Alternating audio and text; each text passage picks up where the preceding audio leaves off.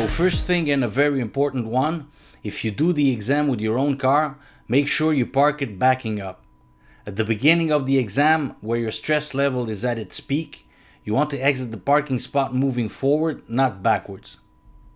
So something important also is that even if you're in a parking lot, you still have to do your stops completely. And also keep to the right. It's like if you're moving in a two-way street, imagine a yellow line separating the street and keep to the right. So now we're exiting the parking lot, and one thing that's very important, it's to turn into the first lane if it's available, meaning if there are no parked cars or any other obstacles in it. Then, unless you have to turn, don't stay in one of the extremity lanes, either right or left. So when you have the chance, change to one of the middle lanes. Usually the right lane will be blocked by either parked cars or buses, and the left lane is for people who want to go faster. And you don't want to go over the speed limit, especially during your exam. Now be careful when changing lanes. You can't change lanes over a solid line or in an intersection. Most of the time, there will be a solid line measuring about 30 feet before an intersection. Also be careful with yellow lights. The question to ask yourself when approaching a yellow light is not, do I have the time to pass it? But instead, do I have the time to stop it? So if you do have the time to stop, you have to stop. How do you know if you have the time to stop? If you're too close to the intersection when the light turns yellow, and stopping could create a collision with the car behind you, or you could stop in the middle of the intersection, pass it. If not, stop. Here we're approaching a downhill, so it's important that you control your speed. So going downhill, let go of the gas if you're already close to the speed limit. You can even brake if necessary, and going uphill, accelerate a bit more if you have to. Another common mistake with new drivers is that they wait too long to change lanes before turning. In this case, we're turning right at the second light, so I look far to see if there are any cars parked in the right lane. In this case, there aren't, and there are also no cars coming in the right lane, so I change lanes right away. In other words, be opportunistic. Change lanes whenever it's the easiest. If you wait too long, you might not be able to change lanes at the last second. So I put my flasher about 5 seconds before the turn, and before turning, I check my blind spot, in this case to the right. So always check your blind spots before turning or changing lanes to the side where you want to turn. Here you have an example of a 2-lane street with no visible lines, but you still have to turn into the first lane. Here we're coming to a stop where there is no street to the left, but we still have to look to the left. There could be some pedestrians or bicycles. So at every stop without exception, look left, right, left, and go according to priority. Now here I'm coming to a stop which is just for me, meaning there is no stop in the perpendicular axis. So in this case, I have to stop a bit before the white line, and this is extremely important.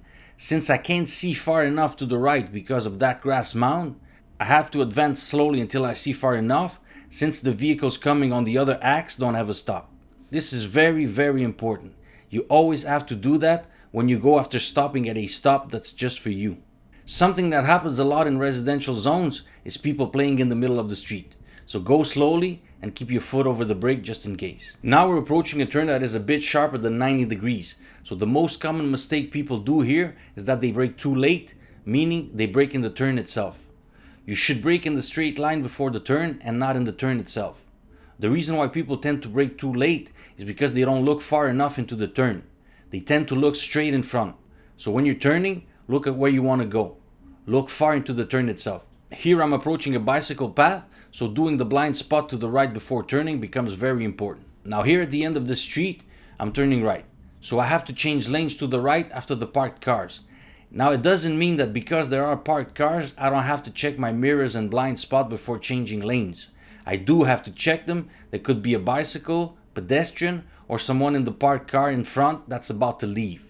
When I change lanes, be it a lane change in a boulevard or after parked cars, it's still a lane change. So always check the mirrors and blind spots before. Here we're coming to another stop, and another tip, sometimes you don't see the stop sign because it's hidden. Look at the white line on the ground. That's the stopping line.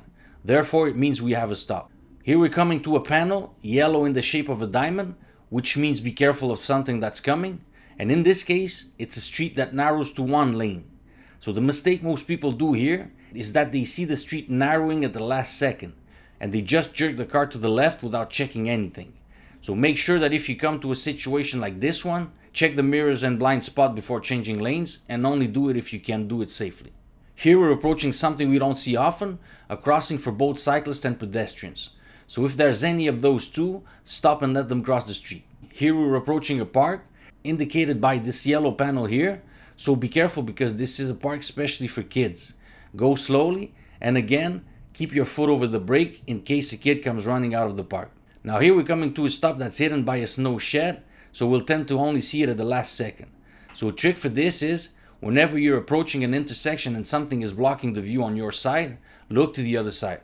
If there's a stop for us, there will also be a panel on the other side and you'll see it from the back. Check out this video for some more tips like this one. Here we're approaching a turn where we tend to not see the speed limit panel because it's in the turn. What gives us a hint about the speed limit in this case, it's that we see a park for kids. So most of the time, the speed will be limited to 30 kilometers an hour. Now I'm approaching another stop that's just for me, and I don't see far enough to the right because of a bush blocking my view.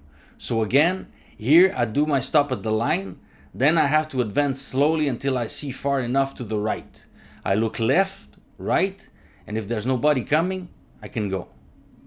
And here I'm coming to an intersection where a lot of people tend to do the same mistake, even experienced drivers. The thing is, we have a stop and the vehicles coming from the other axe don't. And since it's a boulevard with a lot of traffic, we'll be looking left for a while. So the mistake most people do here is that when the last vehicle from the left is about to pass, they start moving, but while still looking to the left. The thing is, after looking to the left for 30-40 seconds or more, there could be a pedestrian that is now in front of your car on the right, and if you don't look to the right before moving, you'll hit him or her. So be very careful with that. When you've been looking to one side for a while, don't move until you've swept your field of vision to the other side. Here I turn into the second lane because the first one is reserved for buses and taxis. Today there are parked cars in it because it's the weekend, but during the week there aren't. Lanes with double lines and elevated panels like this one are reserved for buses, taxis, and sometimes carpooling. Outside of the island of Montreal, you have the right to turn right at the red light at some intersections, but you don't have to. It's not an obligation, it's an option. If you do it, you have to stop completely, give priority to the vehicles coming from the left if there are any, and also sometimes there could be vehicles in front of us on the same axe turning to the left, so you have to be careful with that too. Something else that creates some confusion is which one of the lights is the one that concerns us in this case. The two lights on the right side are for the vehicles that go straight or turn right. The light to the extreme left is for the left lane only. It's only for turning left. And so in this case, it's the one that concerns us because we're turning left. So here, besides a beautiful sunset, we have a yield panel on our right. So when approaching a yield like this, you look to your left, and if there's nobody coming in your lane, you can go. If there's someone, you have to stop. Important to go into the first lane, and when you go into a yield, you flash to the left, not to the right. Okay, so now we're coming back. We're almost done. Again, be careful of stopping completely at stop signs, even if it's in a parking lot, and drive on the right side. So now we'll finish by doing a parking, and it could be from the front or backing up, depending on where you pass your exam. You can check my parking videos here. One thing to be careful of is, when you back up, make sure you don't hit what's behind you, even the slightest. So if you think you're too close, stop there. I hope you liked this video. Thanks for watching and good luck.